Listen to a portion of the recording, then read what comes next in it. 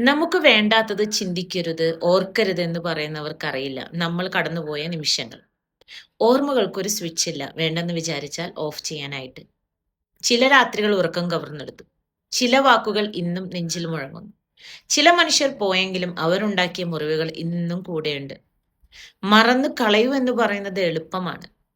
പക്ഷെ ജീവനേക്കാൾ പ്രിയപ്പെട്ട ഒന്ന് നഷ്ടപ്പെട്ടവർക്കും വിശ്വസിച്ചവരാൽ തകർന്നവർക്കും ജീവിതം പല തവണ തുടങ്ങേണ്ടി വന്നവർക്കും മറക്കൽ ഒരു തീരുമാനമല്ല, സമയമെടുത്ത് സുഖപ്പെടുന്ന ഒരു യാത്രയാണ്. എന്നിട്ടും ഇന്നും നമ്മൾ തളരാതെ മുന്നോട്ട് നടക്കും. വീണ്ടും വിശ്വസിക്കാൻ ശ്രമിക്കുന്നു. വീണ്ടും ചിരിക്കാൻ പഠിക്കുന്നു. അതാണ് നമ്മുടെ ഏറ്റവും വലിയ വിജയം.